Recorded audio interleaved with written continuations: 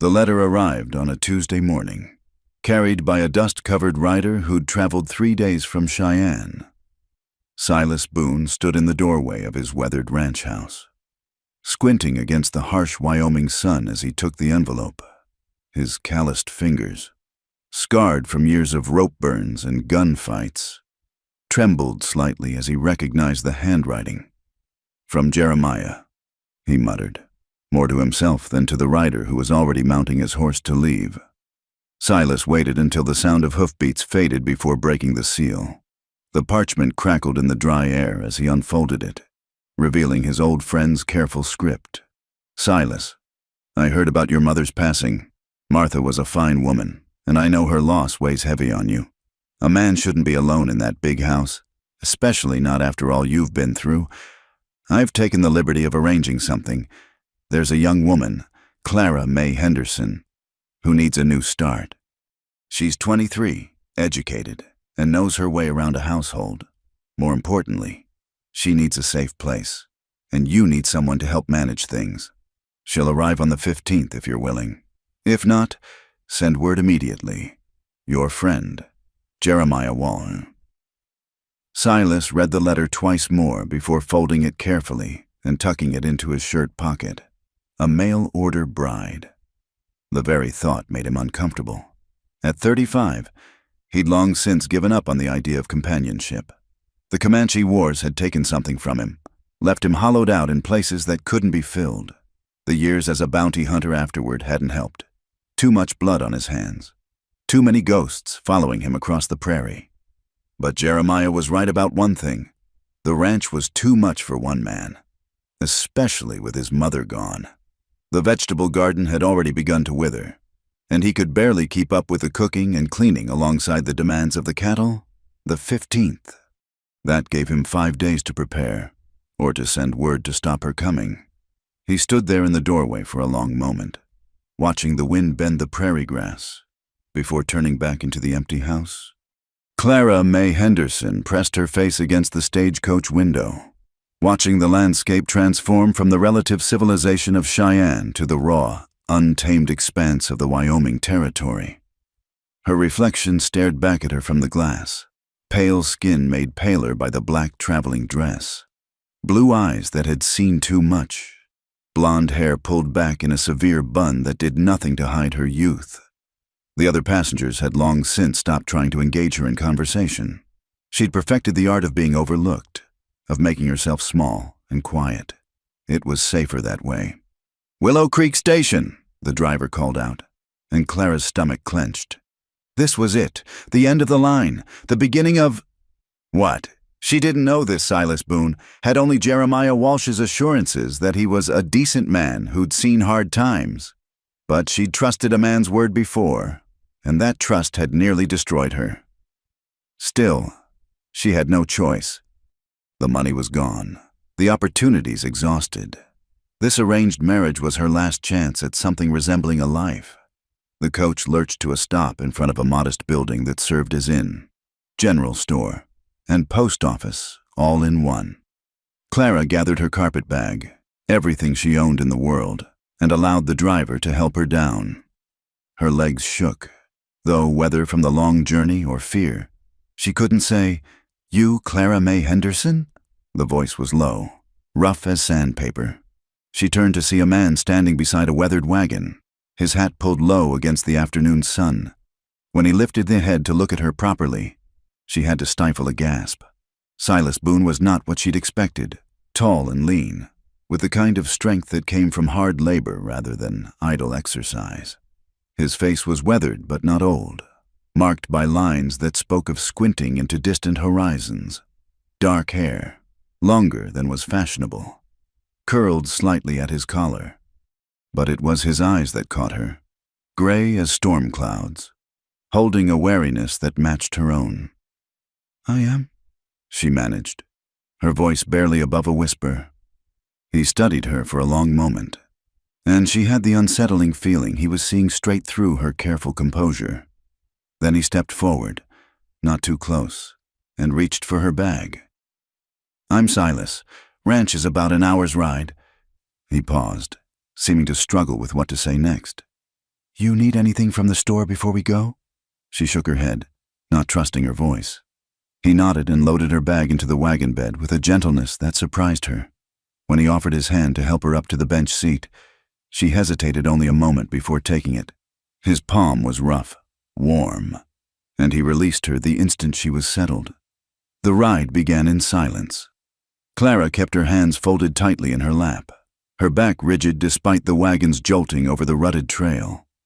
Beside her, Silas handled the reins with an easy competence, his presence both reassuring and terrifying. She stole glances at him from beneath her lashes, trying to gauge what manner of man she'd bound herself to. Jeremiah didn't say much, he said finally, his voice cutting through the creak of wheels and harness. Just that you needed a fresh start. Yes. The word came out too sharp, too quick. She softened her tone. I mean, yes, that's right. He nodded, asking nothing more. The silence stretched between them again, but it felt different now, less strained, more contemplative. The landscape rolled past in waves of brown and gold. She'd never seen such emptiness, such vast space with nothing to fill it but wind and sky. It made her feel small, insignificant, but also strangely free.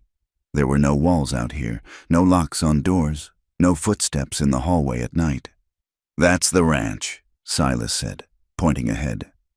Clara followed his gesture to see a cluster of buildings rising from the prairie like ships on a sea of grass. The main house was simple but solid, built of logs with a stone chimney that spoke of permanence. A barn stood nearby, along with various outbuildings and corrals. It wasn't grand, but it looked safe, sturdy. As they drew closer, she could see the signs of recent neglect. A garden plot overrun with weeds, laundry that should have been taken in days ago, a broken shutter hanging at an angle. The touch of a woman's hand had been absent here. And recently, my mother passed 2 months ago, Silas said, as if reading her thoughts. I've done my best, but he shrugged, a gesture that said more than words could. I'm sorry for your loss, Clara said, meaning it. She knew what it was to lose the only person who cared whether you lived or died. He pulled the wagon up in front of the house and set the brake. For a moment, neither of them moved. Then Silas climbed down and came around to her side, this time when he offered his hand. She took it without hesitation. I'll show you inside, he said. You can have my mother's room. It's the largest.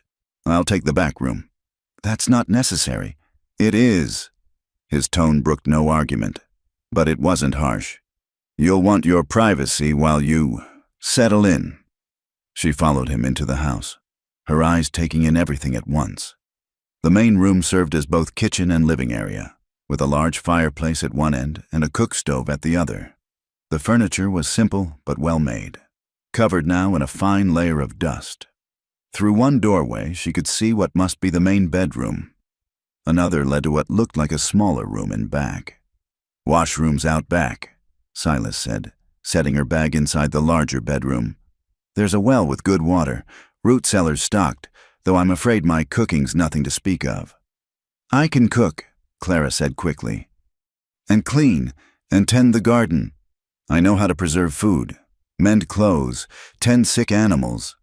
Easy, he interrupted, and she realized she'd been talking too fast, too desperately. I'm not looking for a servant. Miss Henderson, just...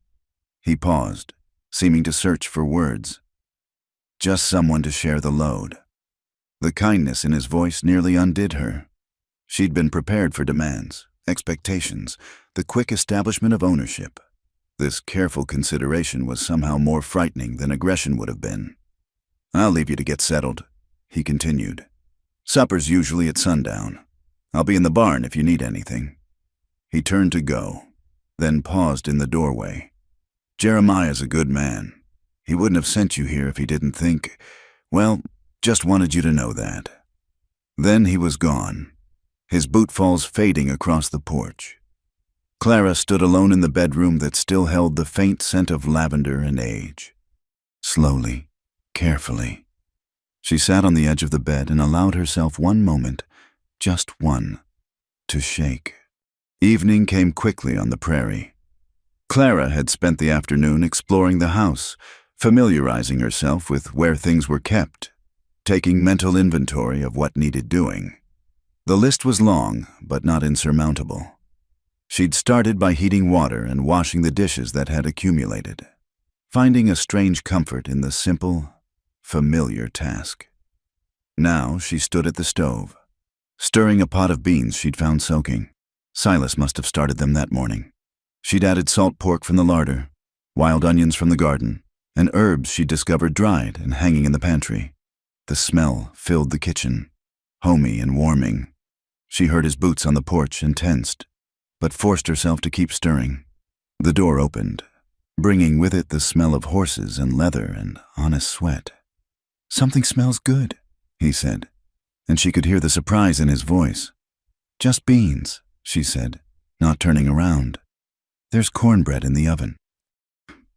She heard him move to the wash basin, the splash of water, the rough toweling dry. When she finally turned, he was standing uncertainly by the table, hat in hand. "Sit," she said. "It's ready."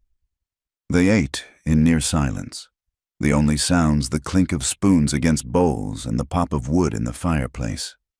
Clara picked at her food, her stomach too knotted to accept much, across from her. Silas ate steadily but slowly, as if he, too, was navigating uncertain territory. "This is fine cooking," he said finally. "Been a while since there was a proper meal at this table." "Thank you." She rose to clear the dishes, needing movement, needing something to do with her hands. "I can help." "No." The word came out too sharp. She softened it. "I mean, I'll manage. You must be tired from your work." He studied her for a moment, then nodded. "I'll be mending tack on the porch if you need anything." When he was gone, Clara allowed herself to breathe. She washed the dishes slowly, meticulously, drawing out the task through the window. She could see him on the porch, working by the light of a lantern. His hands moved surely over the leather, and she found herself watching the steady rhythm of his work. This was her life now. This house, this man, this vast emptiness all around. She'd traded one prison for another, perhaps, but at least this one had sky above it and wind that sang of freedom. When full dark came, she lit candles and made her way to the bedroom. Her few belongings looked pitifully small in the space. She undressed quickly, pulling on her nightgown with hands that shook only slightly. Then she sat on the edge of the bed, listening. The house was quiet, except for the settling of wood and the distant sound of Silas moving about. After what seemed like hours, she heard him come inside, heard his footsteps pause outside her door before continuing to the back room. Only then did she allow herself to lie down, pulling the quilts up to her chin. She lay awake long into the night, staring at the ceiling, wondering what she'd done. Outside, a coyote howled, the sound lonely and wild. Somewhere in the darkness, a door opened. Footsteps crossed the floor, paused, then continued outside. Through the window, she saw a shadow moving toward the barn. He was giving her space, she realized, sleeping with the horses rather than under the same roof, at least for tonight. The consideration made her throat tight with unshed tears. She rose and went to the window, watching the barn where a faint light now glowed through the cracks. The wind picked up, rattling the loose shutter, carrying with it the endless whisper of the grass. In the distance, the mountains stood like black sentinels against a star-filled sky. Clara pressed her palm against the cold glass and made herself a promise. She would earn her place here. She would work hard, be useful, be invisible if necessary. She would give this man no reason to regret his kindness. She would survive. She'd gotten very good at surviving. The light in the barn finally went out. Clara returned to bed, pulling the quilts around her like armor. Tomorrow would bring its own challenges. But for tonight, she was safe. The door had no lock, but somehow that made her feel freer than she'd felt in years, as sleep finally claimed her. She thought she heard the distant sound of a harmonica playing a mournful tune, but it might have been only the wind. The days fell into a rhythm as predictable as the sunrise. Clara rose before dawn to start the fire and prepare breakfast. Silas would already be out with the horses, checking fences or tending cattle. They'd eat together in careful silence, then separate for the day's work. She kept house, tended the garden, preserved what she could from the dying vegetables. He worked the ranch, coming in only for the noon meal before disappearing again until supper. It had been 2 weeks now, and they'd developed an elaborate dance of avoidance. If she was in the kitchen, he'd find reason to be on the porch. If he came in unexpectedly, she'd suddenly remember something that needed doing in another room. They spoke only of necessities, the need for flour from town, a fence that required mending, a calf that had taken sick. Clara found herself studying him when she thought he wasn't looking, the way he moved with economy and purpose, never a wasted gesture, the gentle way he handled the horses, speaking to them in low tones she couldn't quite catch, the times she'd caught him standing at the edge of the property, staring at something only he could see on the horizon. This morning was different. She could feel it in the air, see it in the way Silas lingered over his coffee instead of heading straight out. "I need to go to town," he said finally. "Supplies. Thought you might. That is, if you need anything particular." "I could make a list," Clara offered. "Or you could come along." The words seemed to surprise him as much as her. He cleared his throat. "Been cooped up here a while. Might do you good to see the town, meet some folks." Clara's hands stilled on the dish she was drying. The thought of town, of people, of questions and stares and whispered speculation, made her stomach clench. But she looked at Silas, saw something in his face that might have been hope, and found herself nodding. "I'll get my bonnet." The ride to Willow Creek took them past several other homesteads. Silas pointed them out. The Garrett place, the Hendricks Ranch, the Widow Morrison's small farm. Each came with a brief history, told in his spare way. Good people, mostly, hard workers, the kind who minded their own business. As they neared town, Clara became aware of her appearance. Her dress was clean, but faded, clearly made over from something else. Her hands were already roughening from work. What would these people think of Silas Boone's mail-order bride? "They'll talk," Silas said quietly, as if reading her thoughts. "Always do when there's something new to talk about, but it'll pass." The main street of Willow Creek wasn't much, a collection of wooden buildings that looked as if a strong wind might blow them away. But there was a bustle to it, a sense of life and purpose. Wagons crowded the street. Men called greetings to each other. Women in calico dresses moved between shops with baskets on their arms. Silas pulled up in front of the general store and helped her down. She was acutely aware of the sudden hush that fell over nearby conversations, of eyes turning their way. "Mrs. Boone!" A woman's voice cut through the tension. Clara turned to see a middle-aged woman in a flour-dusted apron emerging from what must be the bakery. "Land sakes! Silas, you didn't tell us you'd gotten married." "Mrs.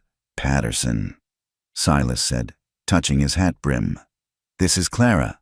"Clara, what a lovely name." "Mrs." Patterson beamed at her with genuine warmth. "You must come by for tea sometime. I'm sure you have stories to tell about wherever you've come from. It's not often we get new faces in Willow Creek." Before Clara could respond, others were approaching. She found herself surrounded by curious faces, peppered with questions. Where was she from? How did she meet Silas? What did she think of Wyoming? She answered as best she could, keeping her responses vague but polite. Missouri. Through a mutual friend. Wyoming was certainly spacious. Beside her, Silas stood like a protective wall, his presence oddly comforting. Now, give the poor girl room to breathe." A man's voice boomed. The crowd parted to reveal a large man with a sheriff's star on his vest. "Tom Morrison," he said, tipping his hat. "Welcome to Willow Creek, Mrs. Boone." Clara noticed how his eyes lingered on Silas, something unspoken passing between the men. Old history there, though whether good or bad she couldn't tell. "We should get those supplies," Silas said. Inside the general store, Clara tried to focus on the task at hand while Silas spoke with the proprietor about grain prices. She was examining a bolt of blue calico when she heard voices drift from the next aisle. "Surprised he found anyone willing," a woman was saying. "After what happened with the Comanche, and then those years hunting men for money." "Hush. Edith, the war changed a lot of men." "Changed, maybe, but the blood doesn't wash off so easy. That poor girl probably has no idea what she's gotten herself into." Clara's hands tightened on the fabric. She forced herself to move away, to examine the selection of threads with intense concentration. But the words echoed in her mind. Blood doesn't wash off so easy. "Find something you like," she startled. Silas stood behind her, a sack of flour balanced on his shoulder. "Just looking," she managed. He studied her face, and she saw understanding dawn in his eyes. His jaw tightened, but he said only, "Get what you need. We've credit here." The ride home was quieter than the journey out. Clara clutched the small packet of thread and buttons she'd selected, her mind churning. She'd known Silas had a past. What man didn't? But hearing it spoken of so baldly, the casual mention of killing. "You're wondering," he said as they left the town behind. About what they said, Clara said nothing, unsure how to respond. "It's true, most of it. Scouted for the army during the wars. Did things I'm not proud of. After that," he shrugged. "Man's got to eat. Bounty hunting paid well, and I was good at it." "Why did you stop?" He was quiet so long she thought he wouldn't answer. Then, "Woke up one morning and couldn't remember the face of the last man I'd brought in. Dead or alive. Didn't matter to me anymore. Figured that meant it was time to come home." They rode in silence after that, but it was a different kind of quiet. Not the careful avoidance of the past weeks, but something heavier, weighted with truth. That night after supper, instead of retreating to the porch, Silas remained at the table. Clara moved about her evening tasks, aware of his presence, of the way he seemed to be working up to something. "My mother used to say a house needs laughter to make it a home," he said finally. "Been a long time since there was laughter here." Clara paused in her sweeping. Was she happy here? Happy enough. She loved my father fierce. Followed him out here from Ohio when everyone said she was crazy to do it. After he died, she stayed for me. Said the land was in our blood now. Couldn't leave even if she wanted to. How did he die? Cattle stampede. I was 12. He rubbed his face, looking older in the lamplight. She never remarried. Said one great love was enough for any lifetime. Clara resumed sweeping, unsure how to respond to this unexpected openness. They'd shared a house for 2 weeks, but were still strangers. Now, in the space of one day, walls were coming down, and she wasn't sure she was ready.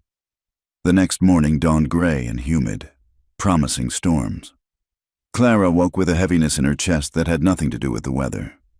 She dressed quickly and made her way to the kitchen, only to find Silas already there. Coffee made. "Storm coming," he said.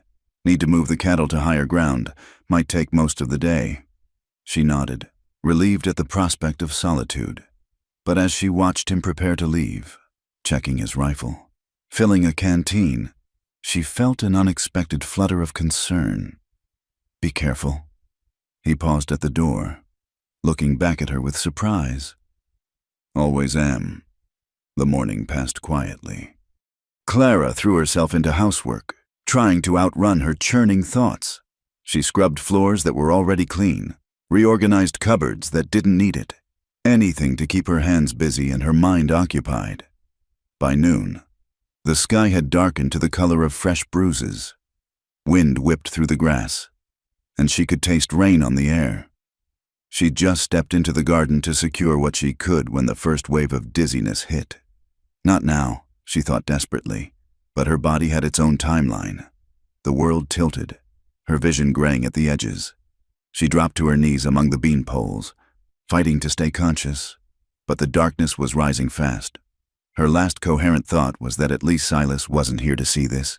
She came to slowly, aware first of the rain on her face, then of the strong arms lifting her.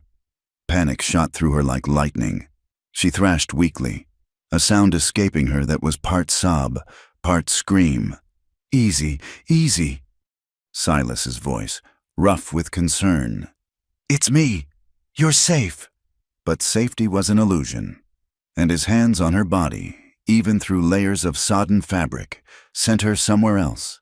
Somewhere with locked doors and footsteps in the night and hands that took what they wanted. "No!" she gasped, still struggling. "Please, no!" He set her down immediately, stepping back, hands raised. "Clara, look at me. You fainted in the garden. I'm just trying to get you inside." The rain was coming harder now, plastering her hair to her face. She blinked up at him, slowly returning to the present. To Wyoming. To a man who'd stepped back the moment she'd shown fear. "I'm sorry," she whispered. "Nothing to be sorry for. Can you walk?" She tried to stand and swayed, without asking. He scooped her up again, but differently this time, careful to touch her as little as possible, his face set in grim lines. He carried her to the house and set her gently in a chair by the fire. "I'll get you some water," he said, but she caught his sleeve. "How did you... I thought you were with the cattle. Saw the storm coming in faster than expected. Figured I'd better check on things here." He pulled free gently. "Let me get that water." Clara sat shivering while he moved about the kitchen. When he returned with a cup, she noticed his hands were shaking slightly. The sight of it, this strong, capable man trembling, broke something inside her. "I'm sick," she said baldly. "Have been for years. The fainting spells come and go. Sometimes I have warning, sometimes not." He absorbed this silently, then asked, "What does the doctor say?" A bitter laugh escaped her. "Doctors cost money, and the man I was married to before, he didn't believe in wasting coin on female complaints." Silas's face darkened. "You were married before." It wasn't a question, but she nodded anyway. "He died 8 months ago." His heart gave out. She couldn't keep the relief from her voice. "That why you needed a fresh start?" "Part of it." She pulled the blanket tighter. "I have nothing, Mr. Boone. No family, no money, no home. When Mr. Walsh wrote about you, about this opportunity, it seemed like salvation. And instead, you got a broken-down ranch and a man with blood on his hands. We all have our ghosts," she said quietly. They sat in silence while the storm raged outside. Finally, Silas stood. "You should rest. I'll see to the animals. The cattle. Made it to high ground before the worst hit. They'll keep..." He paused at the door. "Clara, next time you feel a spell coming on, tell me. I can't help if I don't know." After he left, she made her way to the bedroom on unsteady legs. As she changed out of her wet clothes, she caught sight of herself in the small mirror. Pale, thin, shadows under her eyes. No wonder he'd been concerned. But he'd let her go the moment she'd asked. Had stepped back, given her space. Her late husband would have seen her weakness as an opportunity. That night, the storm continued its assault on the house. Clara lay awake listening to the wind howl, thinking about the man who was, once again, sleeping in the barn to give her peace. She thought about blood on hands and ghosts that followed you home. Maybe that's what they were. 2 damaged souls trying to find something like redemption in this harsh land. Maybe that was enough. The thunder rolled across the prairie like the voice of God, and Clara closed her eyes, praying without words for something she couldn't name. The blizzard came 3 days before Christmas, sweeping down from the mountains like an avalanche of white fury. Clara had seen snow in Missouri, but nothing like this. A solid wall of white that erased the world beyond the windows. Wind that screamed like a living thing. Silas had worked frantically to prepare, bringing in extra wood, securing the animals, nailing boards over the more vulnerable windows. Now they were trapped. The little house, an island in a sea of killing cold. "Could last 3 days, could last a week," he said, adding another log to the fire. "We've supplies enough, and the animals are sheltered. Just have to wait it out." Clara nodded, trying not to show her rising panic. The house suddenly felt very small, the walls too close. For weeks now, they'd maintained their careful distance, their choreographed avoidance. Now there was nowhere to retreat. The first day passed quietly enough. Clara mended clothes while Silas repaired tack. each absorbed in their tasks. They took turns checking the barn through the rope he'd strung between buildings, a lifeline in the blinding snow. The second day brought restlessness. Silas paced like a caged wolf, checking and rechecking windows, while Clara reorganized already tidy cupboards. By the third night, the silence had become unbearable. They sat by the fire after supper, the wind howling its endless song outside. Clara was darning socks when she noticed Silas pull something from his pocket, a small silver flask. "Whiskey," he said, catching her look. "Medicinal purposes." He took a sip, then surprised her by offering it across the space between them. After a moment's hesitation, she accepted it. The liquor burned, but it also warmed, loosening something in her chest. My first husband, he drank," she said, handing it back. "But not like this, not quiet and careful. He drank mean." Silas capped the flask, set it aside. "How old were you when you married him?" 16. The word tasted bitter. "My father owed him money. Couldn't pay. I was the settlement." The fire popped, sending sparks up the chimney. Outside, the storm raged on. "He was 47. She continued, surprising herself with the need to speak it. "Edgar Thornton. Owned a dry goods store. Had a fine house on the best street. Everyone said I was lucky." "Were you?" "No. Simple, final. He liked to collect beautiful things. Painted plates from France, crystal birds. A wife young enough to be his daughter. And he was very particular about how his possessions were displayed." She could feel Silas watching her, but she kept her eyes on her darning. "The first time I displeased him, I'd burned his supper. I was still learning to cook on his fancy stove. He was very calm about it. Said he understood. Accidents happened. Then he took me to the bedroom and explained, very carefully, why wives must be more careful." Her hands had stilled on the fabric. "He didn't use his fists. Said that was for common men, and he was not common. He had other methods, quieter methods, the kind that didn't leave marks anyone could see." "Clara." Silas's voice was rough. "I learned," she went on, needing to finish now that she'd started. "Learned to cook perfectly, clean perfectly, smile perfectly, to be the perfect possession. For 7 years, I was perfect, and then he died, and I discovered perfect wasn't enough. He'd left debts, the house, the store. All of it went to creditors. I had nothing but the clothes on my back and a reputation as a widow who couldn't keep her husband's business affairs in order." She finally looked up to find Silas had moved closer, though still maintaining careful distance. His face in the firelight was hard to read. "Is that why you're afraid? When I carried you in from the storm, he came to my room every night." The words emerged barely above a whisper. "Every night for 7 years, I learned to go somewhere else in my mind. But the body remembers. When you touched me, just for that moment, I was back there." Silas stood abruptly, and for a moment she thought he would leave. Storm or no storm. Instead, he grabbed the poker and stabbed at the fire with unnecessary force. "I'm sorry," she said. "I shouldn't have—" "Don't." He turned back to her, and she was shocked to see rage in his eyes.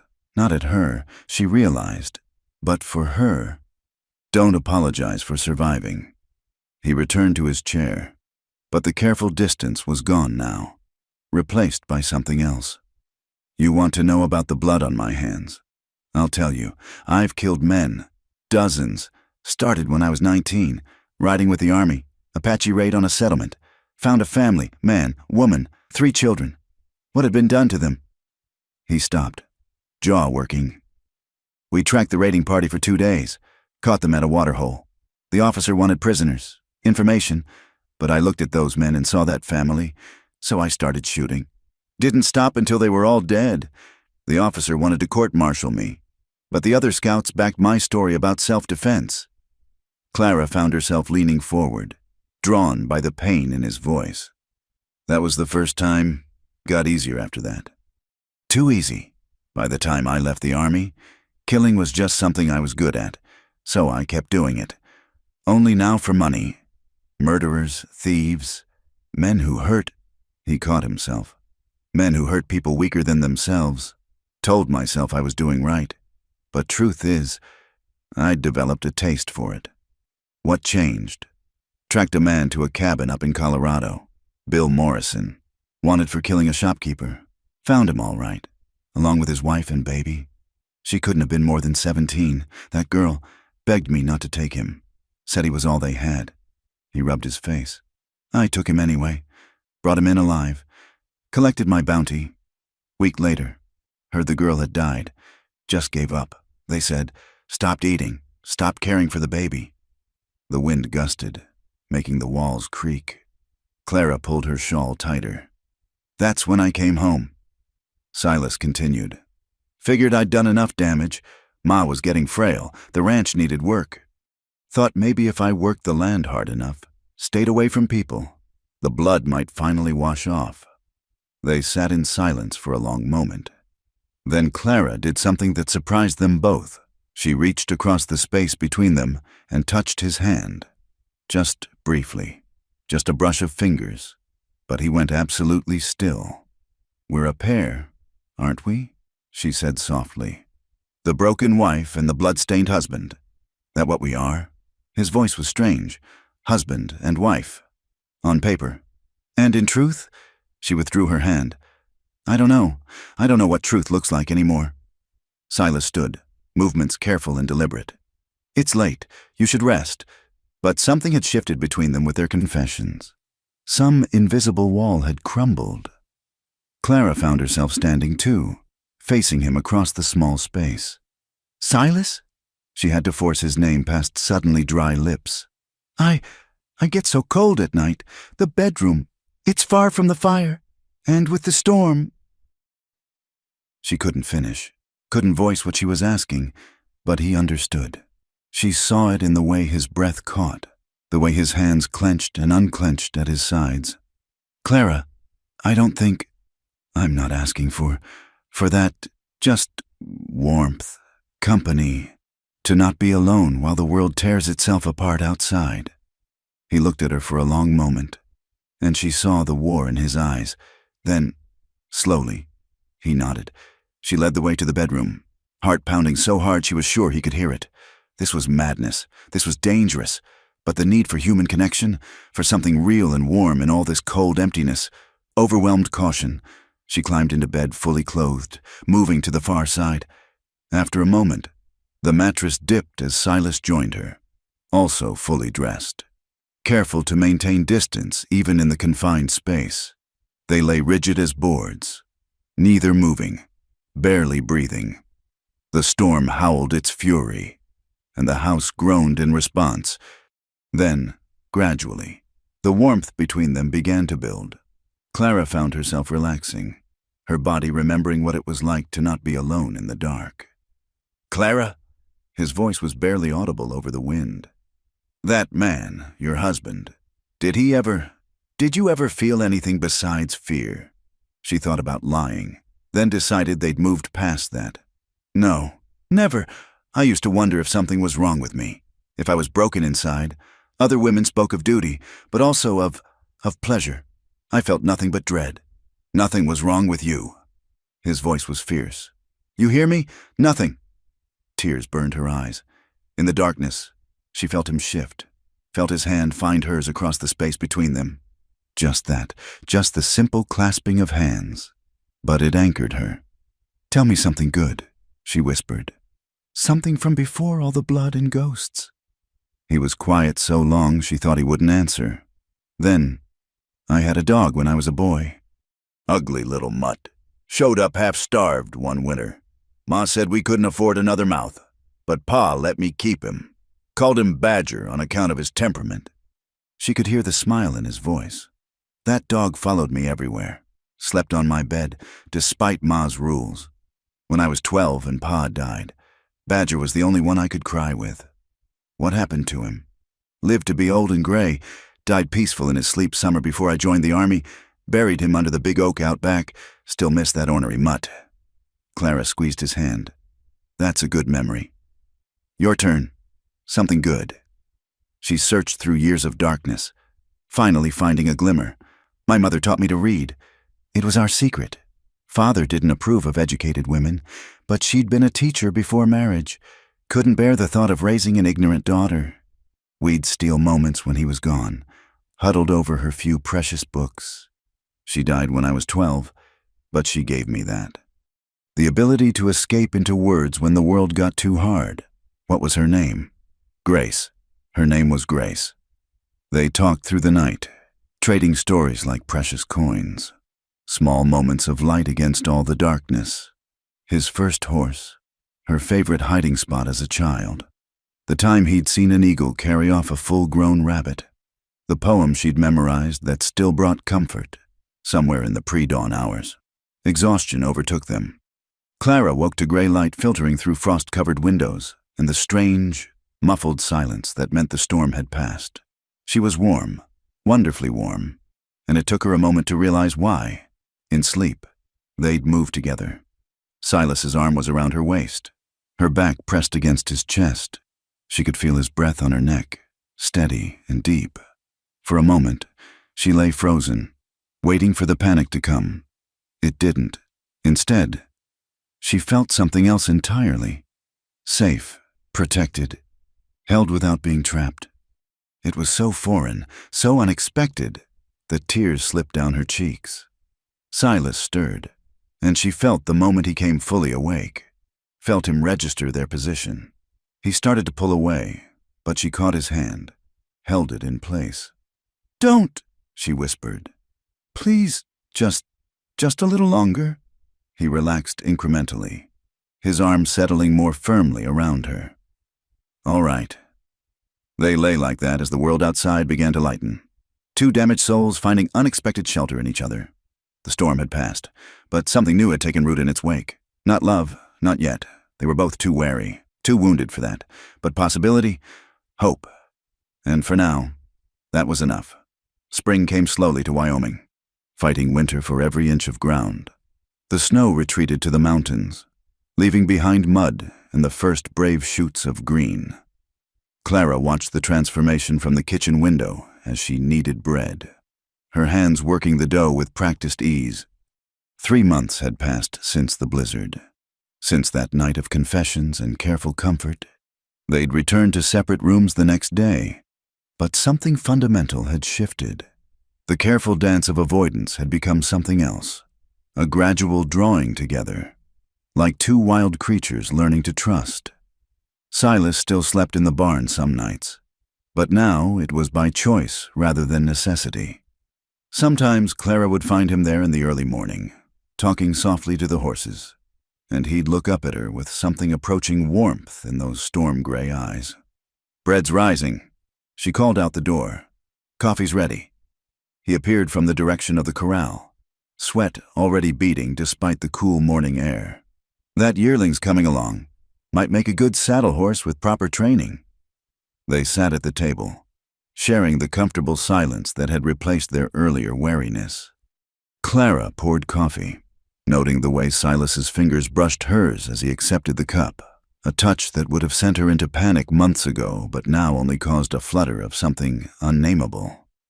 "Thought I'd ride out to check the eastern pasture today," he said. "Storm last month might have taken down some fence. I could come with you." The words surprised her as much as him.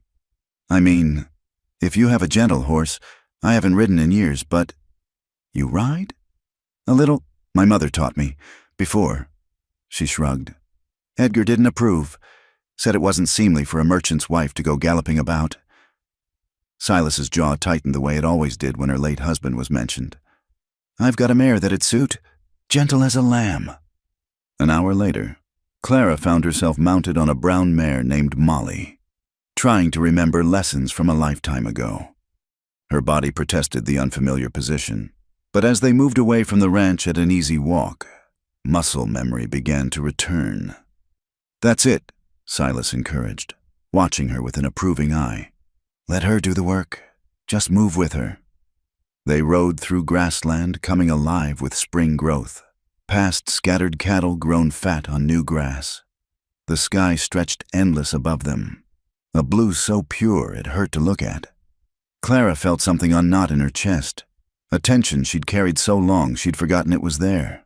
"It's beautiful," she breathed. "Wait until you see the wildflowers come June, whole meadows of Indian paintbrush and lupine. Ma used to say it looked like God spilled his paint box." They found the damaged fence where a dead tree had fallen across it, while Silas worked to clear it. Clara walked along the fence line, gathering early spring greens she recognized: dandelion, lamb's quarters, wild onion. "Planning a feast?" he asked, watching her fill her apron pockets.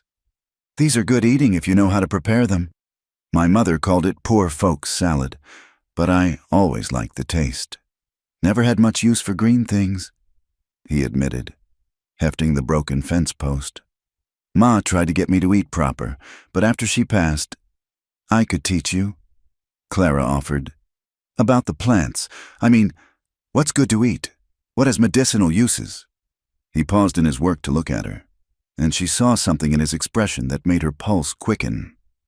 "I'd like that." They worked together to repair the fence, Clara holding posts while Silas hammered. The sun climbed higher, warming the earth and releasing the scent of sage and new grass, when they finally stopped to rest, sharing water from his canteen. Clara noticed the way his shirt clung to his back, outlining the muscles beneath. "Hot for spring," he said, and without ceremony pulled the shirt over his head to wipe his face. Clara's breath caught. She'd known about the scars, had felt them through fabric that night in December, but seeing them in daylight was different. Long, pale lines crossed his chest and back, some old and faded, others newer, the story of violence written on skin. She must have made a sound because he looked up sharply, then down at himself. His hand moved as if to reach for the shirt, then stopped. "Ugly sight, I know." "No." She moved without thinking, closing the distance between them. "Not ugly. They're proof you survived." Her hand lifted, hovered near a particularly vicious scar that ran from shoulder to ribs. "May I?" He nodded, unable to speak. Her fingers traced the line of damaged flesh, gentle as butterfly wings. He shuddered. Whether from her touch or memory, she couldn't tell. "Apache?" she asked softly. "Comanche. Caught me separated from my unit." His voice was rough. "Thought they'd killed me, left me for dead. Took me 3 days to crawl back to camp." Her hand moved to another scar, this one round and puckered. "Bullet? Bounty hunting. Man didn't want to come quiet." Each scar had a story, each mark a moment when death had reached for him and missed. Clara found herself mapping them all, this geography of survival. When she looked up, she found him watching her with an expression she'd never seen before, vulnerable and hungry all at once. "Clara!" Her name was barely a whisper. She should step back, should return to safe distance. Instead, she placed her palm flat against his chest, feeling his heart race beneath her hand. "I see you," she said. "All of you, and I'm not afraid." He caught her hand, pressed it harder against his chest. You should run far and fast from a man like me." "Where would I go?" She meant it to sound light, but it came out raw with truth. "You're my home now. Silas Boone, you're my safe place." He made a sound like he'd been punched, then pulled her against him. Not roughly, not with demand, but with desperate care. She felt the heat of his skin, smelled sweat and leather and something uniquely him. Her body, which had known only fear and revulsion from men's touch, relaxed into his embrace. "Is this all right?" he asked against her hair. Yes. And it was more than all right. For the first time in her life, she wanted to be closer. They stood like that in the spring sunshine, holding each other like shipwrecked survivors. Then Molly whinnied, breaking the spell, and they stepped apart. "We should head back," Silas said, but he was smiling, a real smile that transformed his face. The ride home was quiet but charged with new awareness. Clara found herself stealing glances at him, noticing things she'd been too fearful to see before. The way his hands held the reins, firm but gentle. The line of his jaw, the breadth of his shoulders. The way he sat his horse like he'd been born to it. That evening, as Clara prepared supper from the greens she'd gathered and the last of the winter stores. She felt him watching her. She turned to find him in the doorway, shirt properly buttoned, but that new warmth still in his eyes. "Smells good. It's nothing fancy, just Clara." He stepped into the kitchen. "Can I ask you something?" She nodded, hands stilling on the dishes. "That night in December, during the storm, when you asked me to stay, were you—" He stopped, started again. "I need to know if that was just about being cold and scared, or if it wasn't just about the cold." She admitted, I wanted to feel safe, and you made me feel safe. And now?" She turned to face him fully. "Now I want more than safe." The words hung between them like a challenge. Silas crossed the kitchen in 2 strides, then stopped just out of reach. "I need you to be sure," he said. "I'm not him. I'll never be him. But I'm still a man with rough hands and too much blood in my past. I need to know you see me clear." "I see you."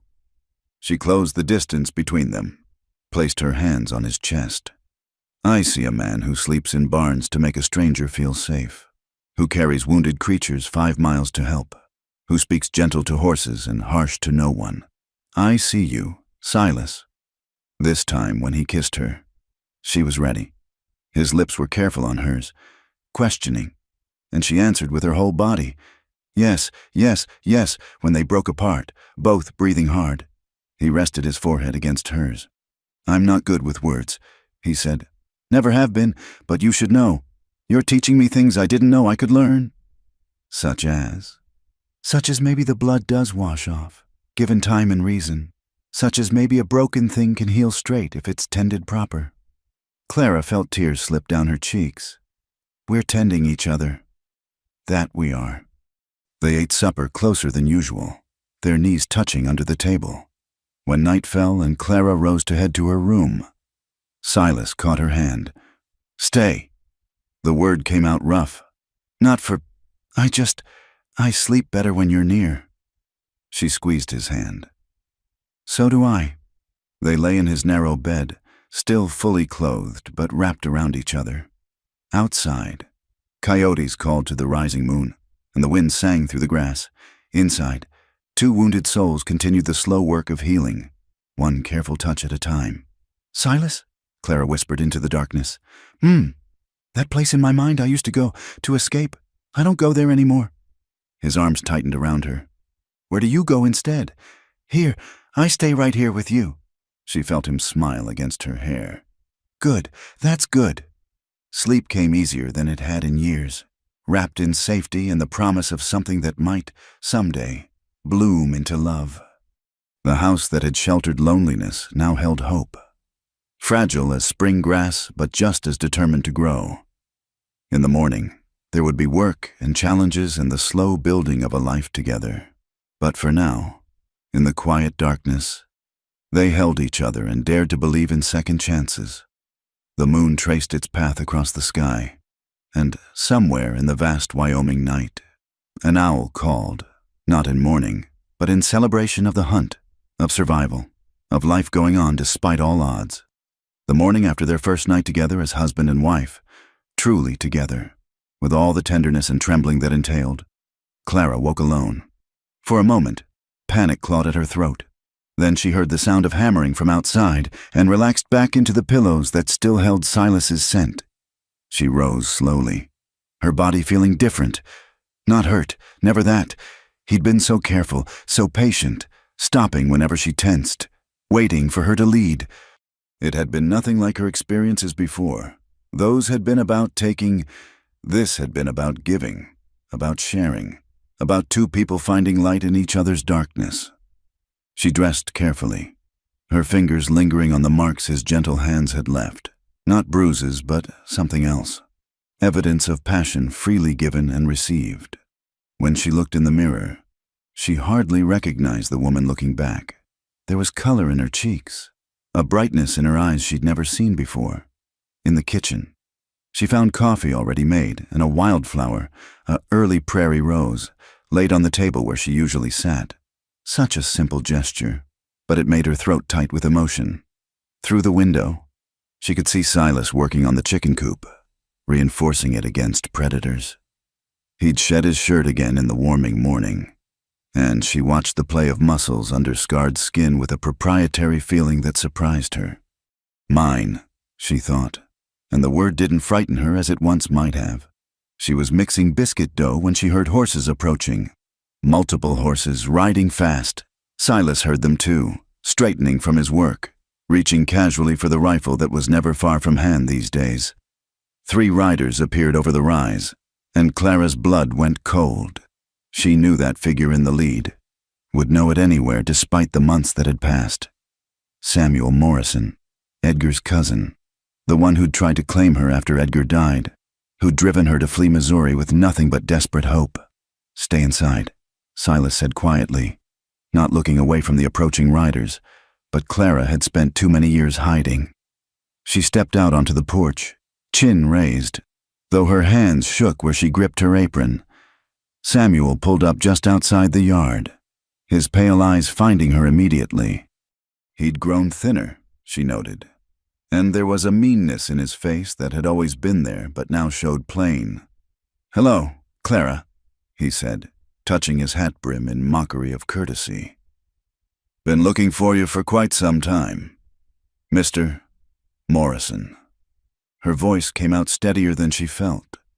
"You've wasted a journey. I have nothing for you. Now, that's where you're wrong." He dismounted, his 2 companions remaining on their horses but watchful. "See, when Edgar died, he left some debts that fall to his widow to pay. I paid what I could, the house, the store, everything was sold." "Everything?" Samuel's smile was ugly. "Not quite everything. You see, Edgar owed me personal services rendered, you might say, and he promised payment in specific coin." Clara felt Silas move closer, not touching but near enough she could feel his heat. "State your business plain," Silas said, his voice dangerously quiet. Samuel's eyes flicked to him, dismissive. "You'd be the new husband, Boone, isn't it? The killer-turned-rancher?" He laughed. Clara always did have a taste for dangerous men, though I'll wager she didn't tell you the whole truth about her situation. "Whatever you think you're owed," Silas said. "You won't find it here." "Won't I?" Samuel pulled a paper from his coat. "Bill of sale, signed by Edgar Thornton, dated 2 months before his death. Payment for services to be rendered in the form of, well, let's call it companionship." Clara's knees nearly buckled. "No, that's not. Edgar wouldn't." "Oh, but he did. You see, I helped him with some business matters. Delicate matters. The kind that could see a man hanged if they came to light. In exchange, he promised me you. Only then he up and died before making good. And you disappeared." "That paper's worthless," Silas said. "A man can't sell what he doesn't own, and he never owned her." "Didn't he? 7 years of marriage says otherwise. Besides, there's the matter of Edgar's other activities, the ones I helped cover up." Samuel's eyes glittered with malice. Amazing how young some of his customers were, how very young. And Clara here, keeping his books, managing his correspondence. Well, a case could be made for complicity. Clara made a sound of horror. She'd known Edgar had dark tastes. But this... "I didn't know. I never... Who's to say what you knew or didn't know?" Samuel shrugged. "But I'm a reasonable man. Come with me now. Honor your late husband's agreement, and all that unpleasantness stays buried. Like hell." Silas's rifle was in his hands now, not quite aimed, but ready. "Get off my land." "Your land." One of the other riders spoke for the first time. "Way we heard it. This spreads in the widow's name. Mrs. Thornton's name." "Mrs. Boone," Silas corrected. "Legal and proper. Registered at the county courthouse." Samuel's face darkened. "You think that changes anything? You think a piece of paper makes her less of what she is, what she's always been?" "Careful," Silas warned, but Samuel was past caring. A woman who spreads her legs for bed and board, who watched her husband destroy innocence and said nothing, who ran like the coward she is rather than face justice. The rifle was aimed now. Last warning. Clara found her voice. "It's all right, Silas." She stepped forward, shaking off his restraining hand. "Mr. Morrison wants the truth? Fine. The truth is Edgar was a monster. The truth is I survived him however I could. The truth is, when he died, I ran because men like you," she faced Samuel squarely, "think a woman is property to be passed around like livestock. You admit to knowing. I admit to being young and frightened and trapped. I admit to shutting my eyes to things I should have seen because seeing them would have killed me. But I never participated, never condoned. And I'll die before I let you or any man use my survival against me." Samuel's hand moved toward his gun. "That can be arranged." The shot was impossibly loud in the morning air. Samuel's gun spun from his hand as he cried out. Clutching his wrist, Silas worked the rifle's lever. The spent shell casing bright in the dust. "Next one goes center mass," he said conversationally. "Your choice." The two mounted men had their hands up, wanting no part of this. Samuel cradled his bleeding hand, face twisted with rage and pain. "This isn't over," he snarled. "I'll have the law on you. Assault, attempted murder." "Try it," Silas said. "Explain to the sheriff how you came onto my property, threatened my wife, and pulled a weapon. Explain about that paper and what services exactly you thought you were buying. I'm sure folks would love to hear all about Edgar Thornton's special interests." Samuel's face went pale beneath the dirt. "You wouldn't dare. I've done worse for less cause." Silas's voice was flat, matter of fact. "I've hunted men across 3 territories, brought them in dead or alive, made no difference to me. You think I'd hesitate to protect what's mine?" "She's not worth it," Samuel spat. "Used goods. Tainted." The rifle cracked again. This time the bullet passed so close to Samuel's head he felt it part his hair. He fell to his knees in the dirt. "Get up," Silas ordered. "Get on your horse, right away. Don't come back. Don't send others. Don't even think her name again. Because I'll know, and I'll come find you. And we'll have a different kind of conversation. One that ends with you feeding the coyotes. Understood?" Samuel nodded frantically, scrambling for his horse. The 3 men rode off in a cloud of dust, Samuel clutching his wounded hand. Silas waited until they were out of sight before lowering the rifle. Only then did Clara see how his hands shook. She moved to him, wrapped her arms around him from behind, pressed her face against his back. "I'm sorry," she whispered.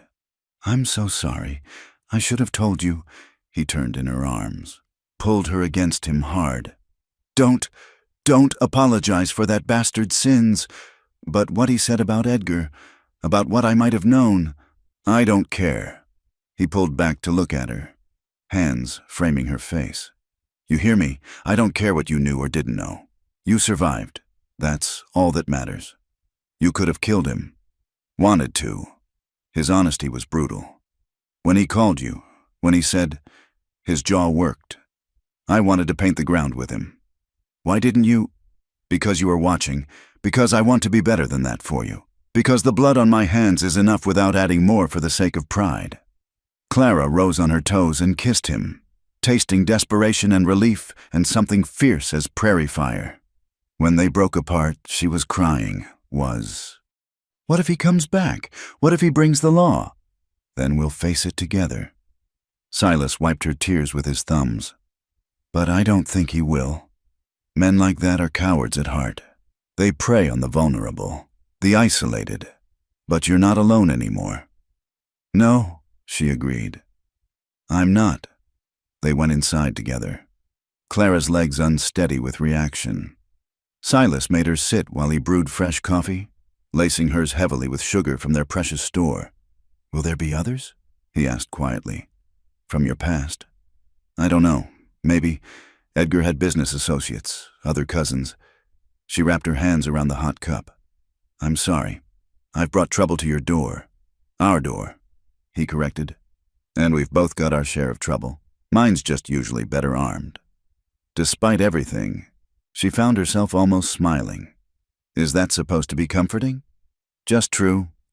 He sat beside her, close enough their shoulders touched. "Clara, what Morrison said about Edgar, about young customers." "I suspected," she admitted, the words like ground glass in her throat.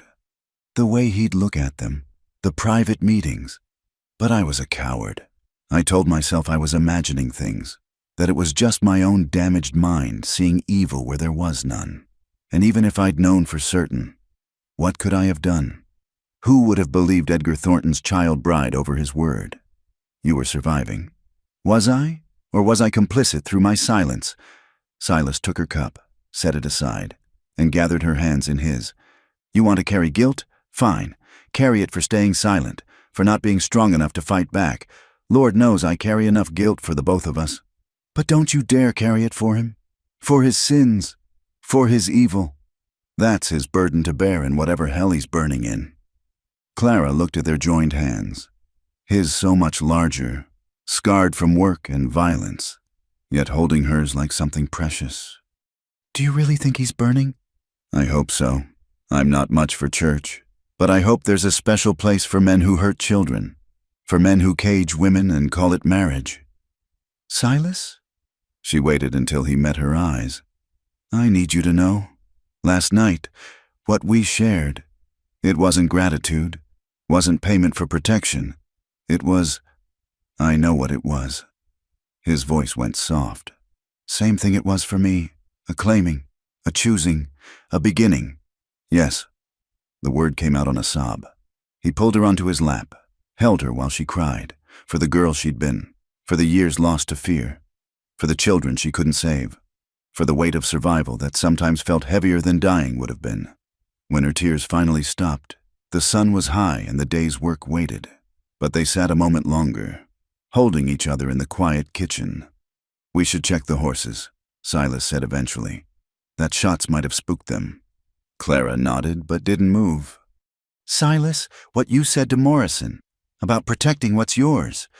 Too much. I know some women don't like. No. She pressed her hand over his heart, feeling its steady beat. Not too much. I've never been anyone's before. Not really. Edgar owned me like he owned his crystal birds. But belonging with someone, to someone, by choice, that's different. Different how? She thought about it. Like the difference between a cage and a home. Both have walls, but one you're locked in and the other you can leave whenever you choose. Knowing I could leave makes me want to stay. He caught her hand, pressed it harder against his chest. Stay then. Stay with me. Clara Boone. I will, she promised. For as long as you'll have me. Forever, then. It was too soon for such words. Perhaps they'd known each other mere months, been truly together only hours. But time moved differently on the frontier. Life came fast and hard, and sometimes short. You learned to grab happiness when it appeared, to speak truth when you felt it, to love fiercely because tomorrow was promised to no one. They rose together, faced the day together. There would be other challenges. Samuel Morrison might return, or send others. The ranch faced constant threats from weather and predators. Their own damaged souls still had healing to do. But for now, in this moment, they had each other. They had chosen each other. And that, Clara thought as she watched Silas check his rifle before heading out, was its own kind of miracle. The prairie wind sang its endless song, and somewhere a meadowlark added its voice to the chorus. Life went on, hard and beautiful and worth fighting for, worth staying for, worth claiming as her own. The journey to the county courthouse took 2 days. They'd left before dawn. The wagon loaded with supplies, and Clara wearing her best dress, a simple blue calico that brought out her eyes. Silas had polished his boots and trimmed his hair, looking uncomfortable but determined in his Sunday clothes. Nervous? He asked as they rolled through the early morning mist. Yes, Clara admitted. But not about this, about what comes after. He glanced at her. Morrison? Him, others like him. The past has a way of reaching out when you least expect it. Then we'll cut its fingers off when it does. The matter-of-fact way he said it made her smile despite her fears. They stopped for the night at a way station, signing the register as Mr.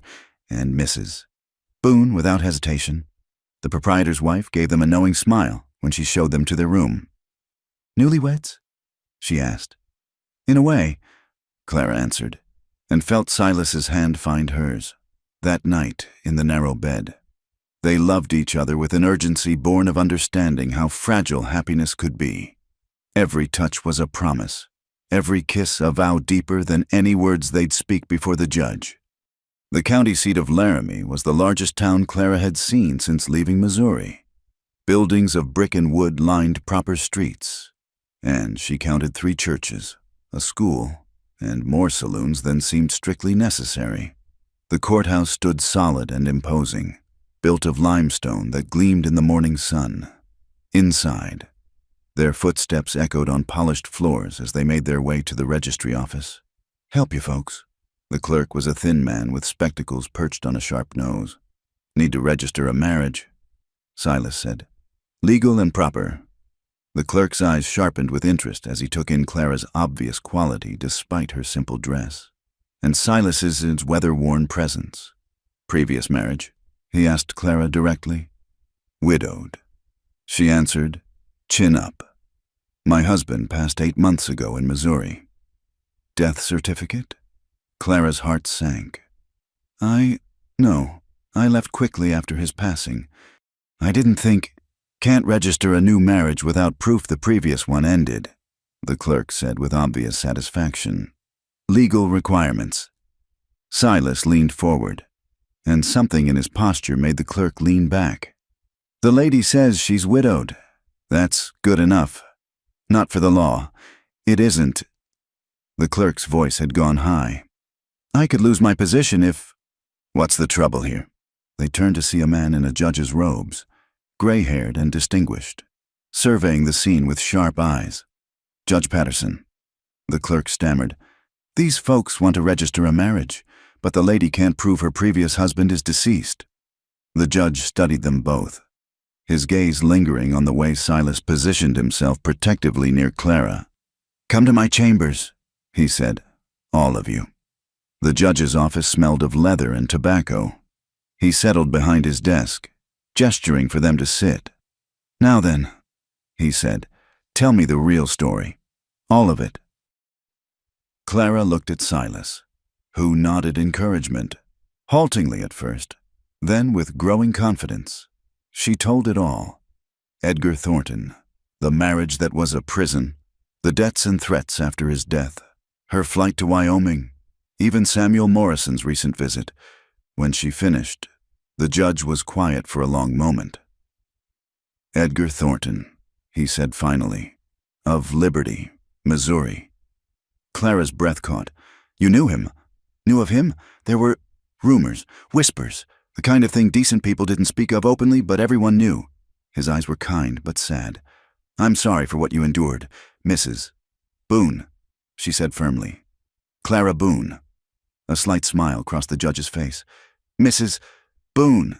And you, sir, I believe I recognize you as well. Silas Boone, formerly of the Army, later a bounty hunter of some repute." "Yes, sir. I remember a case. Oh, 5 years back, you brought in the Watson gang, 3 brothers who'd been terrorizing settlers throughout the territory." "I remember. You brought them in alive when everyone expected corpses.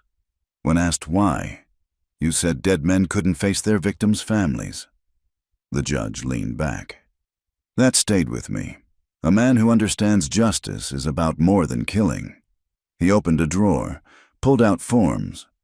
"I'm going to register your marriage. As for proof of Mr. Thornton's death, I'll make inquiries through official channels. Until then, my word will suffice for any legal purposes." "Judge," the clerk protested, "the regulations clearly state—" "Mr. Henshaw," the judge cut him off. "In my 20 years on the bench, I've learned the difference between law and justice. The law says this woman needs a piece of paper.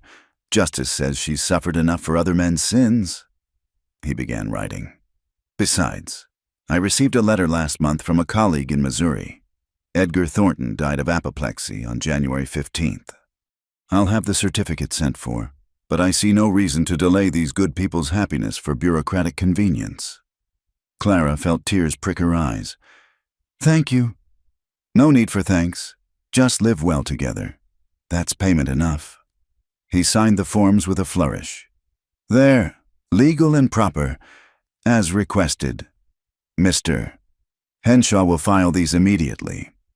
The clerk looked like he'd swallowed a lemon, but nodded. As they rose to leave, the judge called after them. "Mr. Boone, a word of warning. Samuel Morrison has been making inquiries around town, seeking support for some claim or other.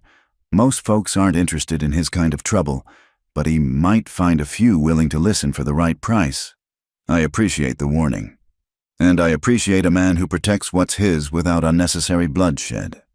We need more of that kind of law in this territory." He paused.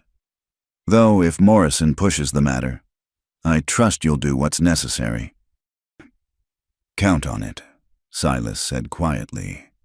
Outside the courthouse, Clara stood blinking in the bright sunshine, the marriage certificate clutched in her hands. Real, legal, binding. No one could say she wasn't Clara Boone now, not without challenging the law itself. "Hotel," Silas suggested. "We could stay the night, leave fresh in the morning." "Could we?" Clara hesitated. "Could we go to a church first? I know we're already legal, but I'd like— that is, if you don't mind." Understanding softened his face. "Which one?" They chose the smallest church, a simple white building with a modest steeple.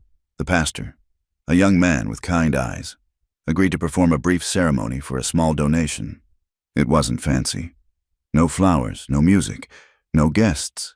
Just Clara and Silas standing before the altar, speaking the old words that billions had spoken before them. To have and to hold, for better or worse, in sickness and in health. When the pastor said Silas could kiss his bride, he did so with such tenderness that Clara felt her knees weaken.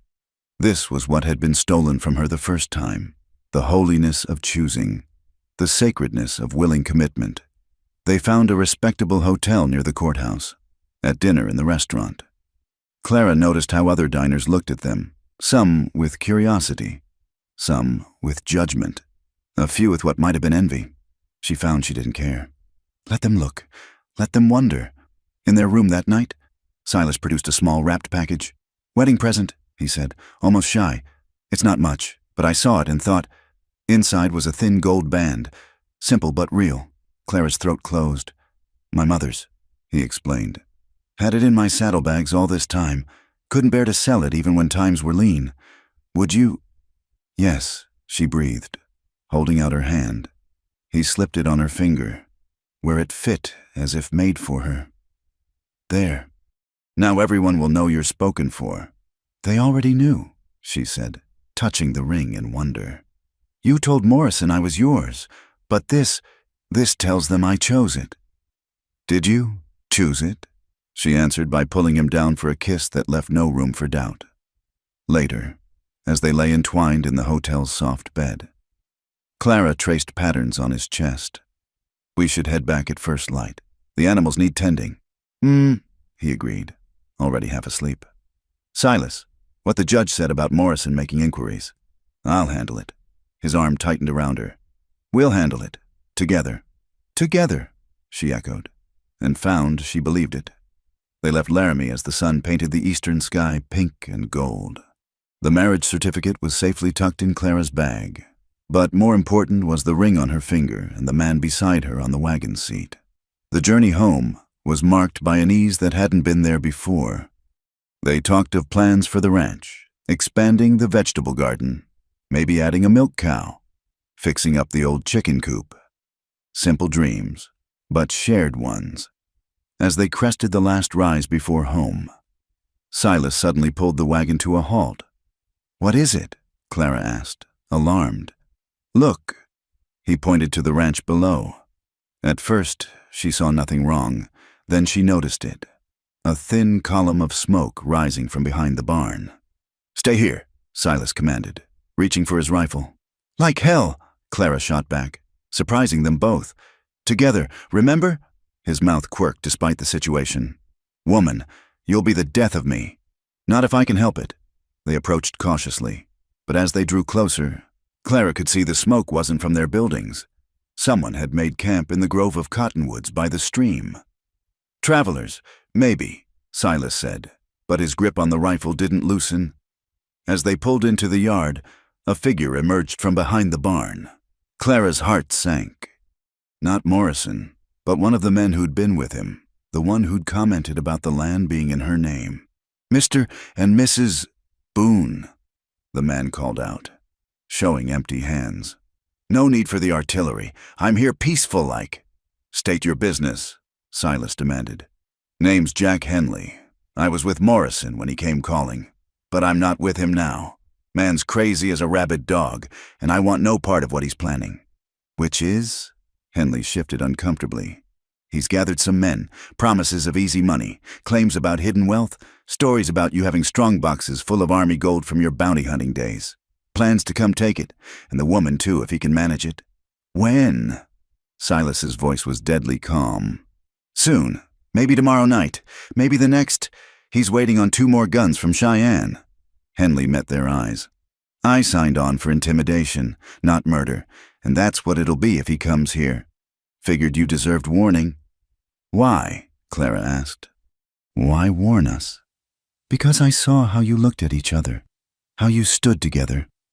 My Ellen and I were like that once, before the fever took her." His voice roughened. "Morrison's the kind of man who destroys good things just because he can't stand to see them exist. I won't be part of that." Silas studied him for a long moment. "You looking for work?" Henley blinked in surprise. What?"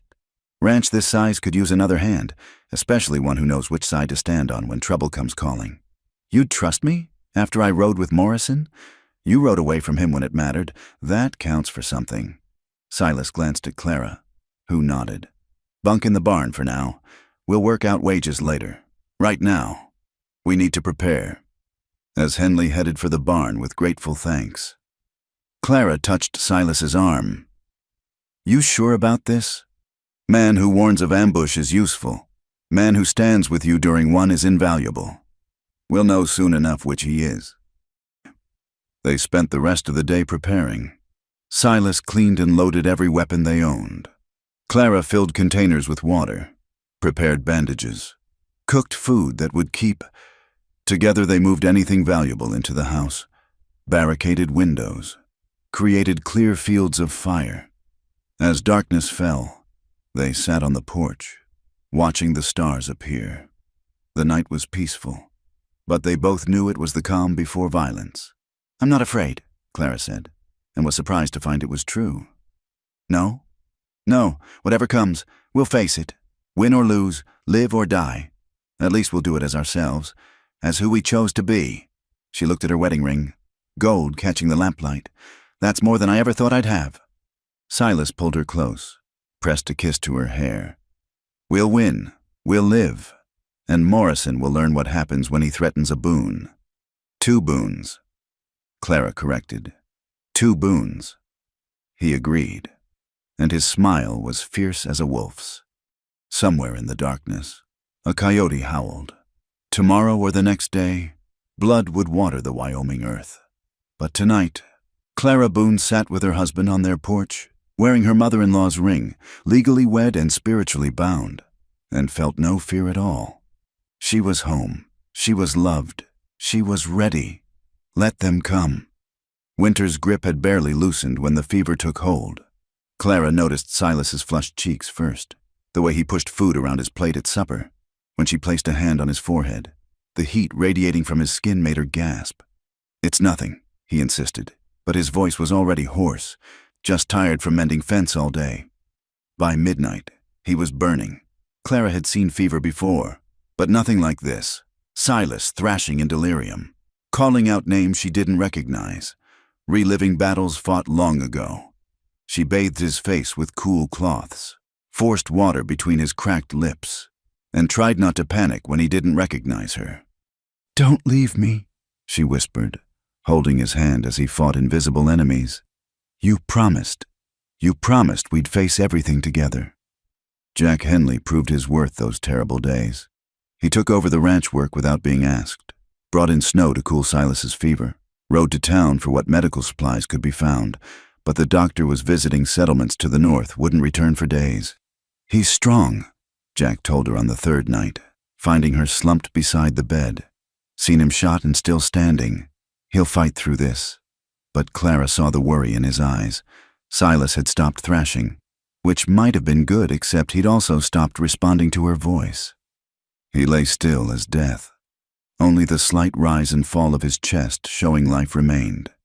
She crawled into bed beside him, pressed herself against his burning body. "Listen to me, Silas Boone," she said fiercely. "You don't get to die. Not now. Not when I finally know what it means to be happy. Not when I—" She choked on the words she'd never said aloud. "I love you. Do you hear me? I love you. And I will not let you go."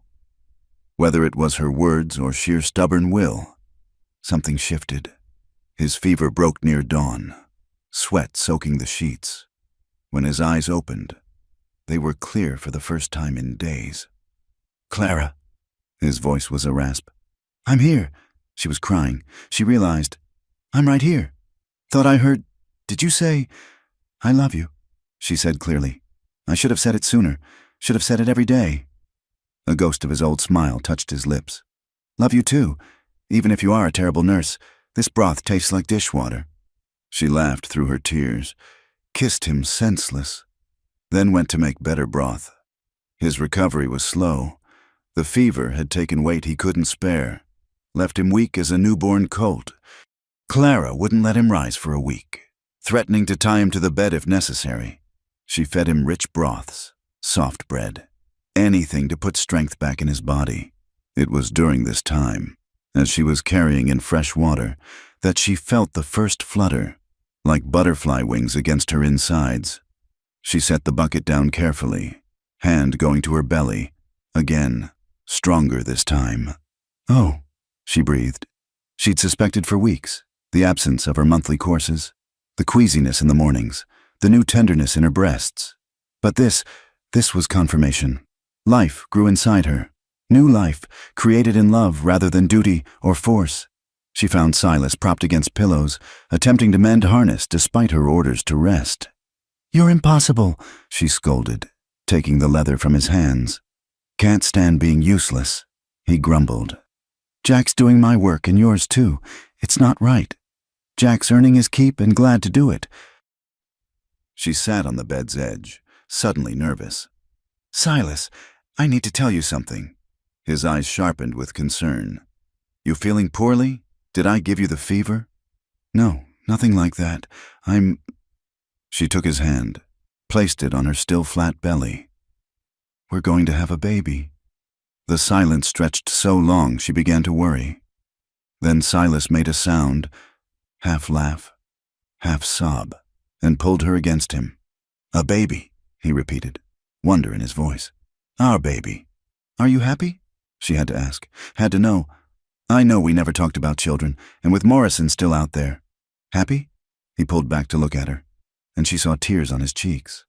"Clara, I thought I'd used up all my chances at good things. Thought the best I could hope for was to not do more harm. But you, and now this." He placed his hand over hers on her belly. "I don't have words for what I feel."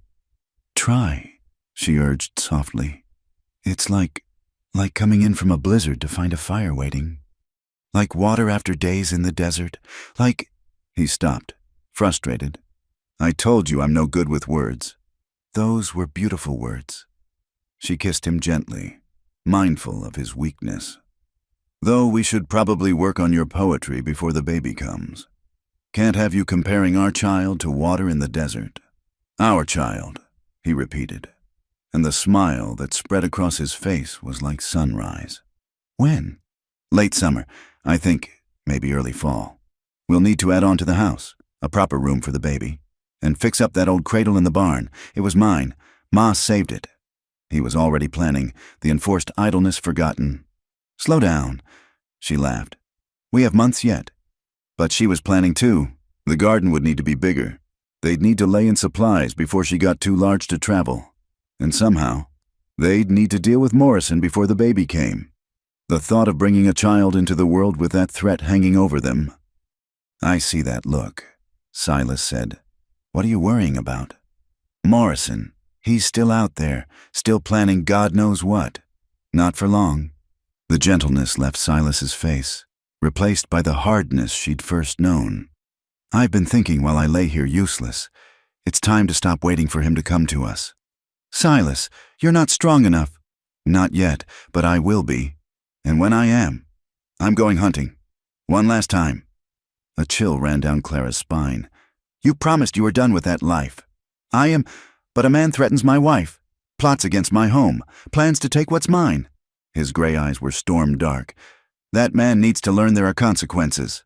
We could go to the law." "With what? Henley's word against Morrison's?" "Even if they believed us, Morrison would disappear. Wait, come back when we least expect it." He shook his head. "No, this ends on my terms." Clara wanted to argue, but she knew he was right. Morrison was like a rabid wolf. He wouldn't stop until he was stopped. "Not alone," she said finally. "Whatever you do, we do together." "Clara, no, you don't get to protect me by pushing me aside. We're partners, remember? For better or worse." He studied her face, then nodded slowly. "Together, then, but not until I can sit a horse without falling off." "Deal." That night, as Silas slept peacefully beside her, Clara lay awake, planning. Morrison thought he was dealing with a weak woman and a weakened man. He was wrong on both counts. She placed a protective hand over her belly. This child would not be born into fear. Whatever it took, whatever she had to do, her baby would come into a world where Morrison was just a bad memory. The next morning brought unexpected visitors. 2 riders approached slowly, hands visible, clearly meaning no threat. Clara recognized Sheriff Morrison, no relation to Samuel, thank God, from town, along with Judge Patterson. "Mrs. Boone," the sheriff touched his hat. "Sorry to intrude. Is your husband about?" "He's recovering from fever," she said carefully. "But he can receive visitors." She led them inside where Silas was attempting to shave with unsteady hands. He set the razor aside, instantly alert despite his weakness. "Tom, Judge, what brings you out here?" The sheriff shifted uncomfortably. "Got some news you need to hear about Samuel Morrison." Clara's hand found Silas's shoulder. "What about him?" "Man's been busy. Hired himself a lawyer from back east. Some slick talker named Pemberton. They're filing papers, claiming your marriage ain't legal, that Clara here is still bound by some contract to Morrison." "That's ridiculous." Clara protested. "The judge himself registered our marriage." "I did." Judge Patterson confirmed. "And it will stand, but Pemberton's clever. He's not challenging the marriage directly. He's claiming prior obligation. Says he has documentation proving Edgar Thornton sold his wife's companionship to cover debts." "No court would uphold that," Silas said, but his voice was tight. "No decent court," the judge agreed. "But Pemberton's pushing for a hearing in Cheyenne, where he might find a more sympathetic ear. There are judges there who still think of women as chattel." "When?" Silas's question was sharp. 2 weeks, maybe 3. Papers have to be served first. Hearing scheduled." The sheriff looked apologetic. "I wanted to warn you, give you time to prepare. Or time to run." Clara said bitterly. "You're not running." Silas's voice was firm. "Neither of us is running. We'll face this in court if we have to." "With what lawyer?" she asked. "We can't afford. I'll represent you." Judge Patterson interrupted. "I may be a judge here, but I'm still a member of the bar in good standing, and I don't take kindly to men trying to buy and sell women like cattle in my territory." Hope flickered in Clara's chest. "You do that?" "Young woman, I've spent my career trying to bring proper law to this frontier. That means protecting the innocent and standing against those who would abuse the system." His eyes were fierce behind his spectacles. "Besides, I'd like to see this Pemberton fellow try his eastern tricks in a western court." After the men left, promising to keep them informed, Clara and Silas sat in heavy silence. "2 fronts now," Silas said finally. "Legal and violent. We knew it would come to this." Clara tried to sound braver than she felt. "I won't let them take you." His hand found hers, gripped tight. "Either through law or force. I won't let them." "I know." She brought his hand to her lips. But Silas, I've been thinking about the legal side. What if I wrote to some of the women in Liberty? The wives who might have suspected what Edgar was doing, who might have kept their daughters away from his store. Would they speak up? Maybe. If they knew it might protect other women. If they knew they weren't alone in their suspicions. It's worth trying. He pulled her close.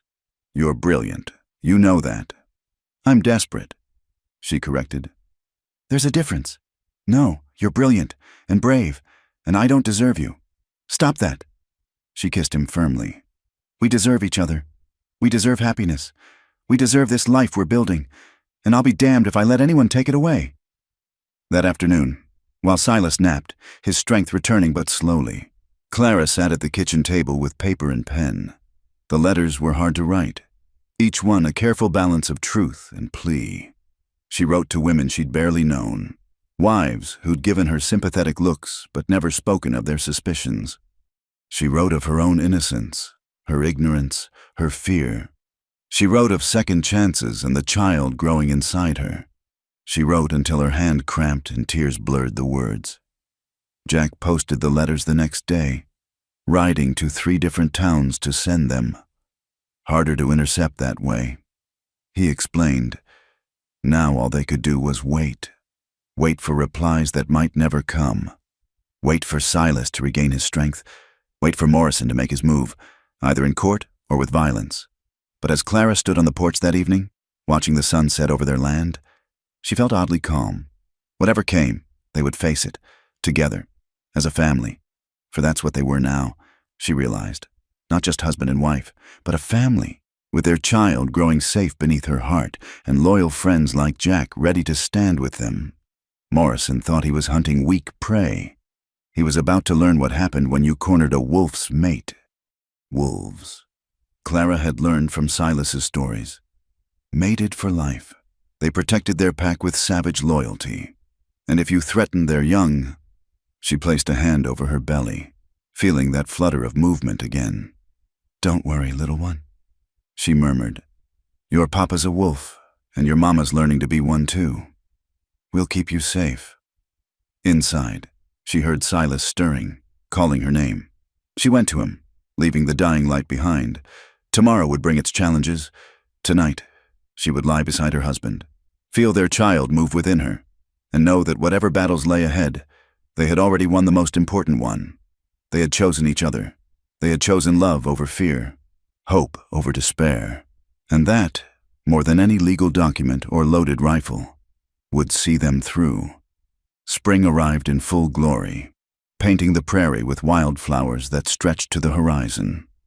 Clara stood in the doorway of their expanded house, one hand resting on her swollen belly, watching Silas work with a new colt in the corral. He moved with his old grace again, the fever now just a memory, though she still woke sometimes to check his breathing. Letter came, Jack called out, riding in from town. He'd become indispensable these past months, as true a friend as they could have hoped for. Clara's heart jumped. The responses to her letters had been trickling in, some helpful, others cautious, a few hostile. But this envelope bore official seals. It's from Judge Patterson, she said, scanning quickly. The hearing in Cheyenne. Morrison's lawyer withdrew the petition. What? Silas vaulted the corral fence, reaching her in quick strides. Why would they do that? Clara kept reading, then laughed, actually laughed. 3 women from Liberty came forward with sworn statements about Edgar's activities. One of them kept a diary, names, dates, everything. Morrison's lawyer apparently decided his client wouldn't benefit from such information becoming public record. Silas pulled her carefully against him, mindful of her condition. You did it, you brilliant, brave woman. We did it, she corrected. All of us who refused to stay silent. But even as they celebrated this victory, they knew it wasn't over. Morrison himself hadn't been seen in weeks. The legal threat might be gone, but the physical one remained. It came 3 nights later. Clara woke to Bella's warning bark, followed by the thunder of hooves, many hooves. She shook Silas awake, but he was already moving, reaching for his rifle. How many? She whispered. 6, maybe 7. He was pulling on boots, checking ammunition. Stay inside. Bar the door behind me. Like hell! She was already reaching for the shotgun they kept loaded by the bed. Clara, the baby! The baby needs both parents alive. She stood firm despite her ungainly shape. We do this together or not at all. He looked like he wanted to argue, then nodded sharply. Kitchen window. Better angle, more cover. Jack will come from the barn. They moved through the dark house with practiced ease. Outside, men were dismounting, no longer trying for stealth. Boone, Morrison's voice carried clearly. Send her out and this ends peacefully. You can find another woman. Can't find another life. Silas's answer was a shot that sent Morrison diving for cover. Then everything erupted. Glass shattered as bullets flew. Clara fired the shotgun, pumped, fired again. The kick brutal against her shoulder. She saw a man fall, another scrambling back. Jack's rifle cracked from the barn, catching them in crossfire. But there were too many. A man made it to the porch, kicking at the door. Silas turned to meet the threat, leaving the window exposed. Clara saw Morrison rising, aiming at Silas's back. Time slowed. She moved without thinking, stepping into the line of fire just as Morrison squeezed the trigger. The impact spun her around, hot pain blooming in her shoulder. She heard Silas roar, saw him put 2 bullets in Morrison before the man could fire again.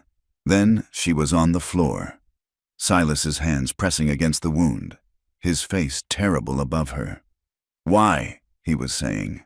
Why did you? Because I love you, she gasped. Because our baby needs you. The rest was chaos. Jack and Silas finishing the fight. The survivors fleeing into the night. Then gentle hands lifting her. Silas's voice promising everything would be fine, though she could hear the fear beneath the words. The doctor, summoned by Jack's wild ride, worked through the dawn. The bullet had passed through cleanly, missing anything vital, though blood loss was severe.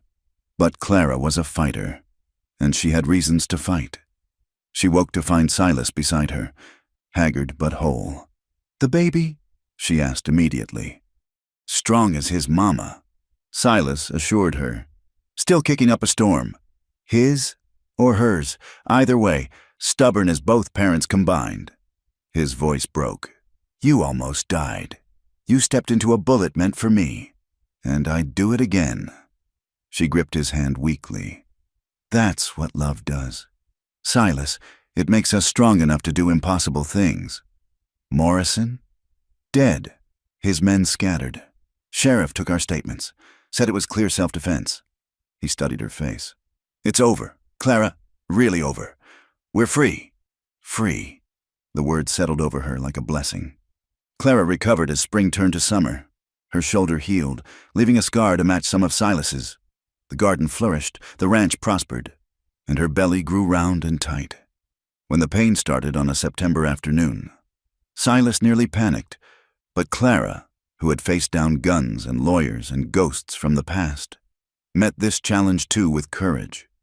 Their son arrived with the sunset, red-faced, loud, and perfect. They named him James, after Silas's father, with Thomas for Clara's lost brother. He's beautiful, Silas whispered, holding his son with hands that shook. I never thought, never dreamed.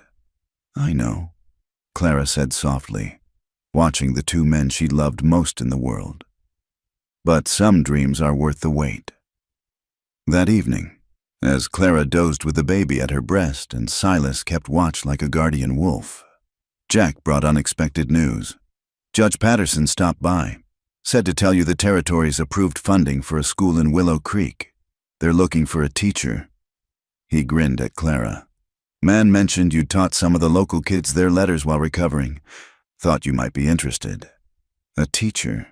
It was something she'd never dared dream. But now, she looked at Silas, saw the pride in his eyes. After James is older, she said. Maybe. Definitely, Silas corrected. This town needs someone like you. Someone who knows that survival isn't the end of the story. It's the beginning.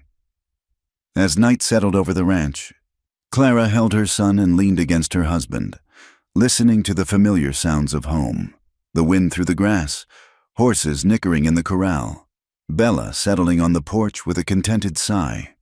They'd built this from ashes and fear, from loneliness and violence, from two broken people who'd found wholeness in each other.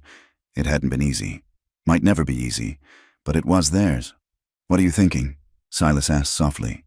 "That if someone had told me a year ago I'd be here, like this, I'd have thought them mad." She smiled up at him. "But here we are, he agreed, pressing a kiss to her hair. Mrs. Boone, mother, future teacher, and the bravest woman in Wyoming territory. Just a woman who learned to stop running, she corrected. Who found something worth fighting for. Found someone worth fighting for, he amended. That too.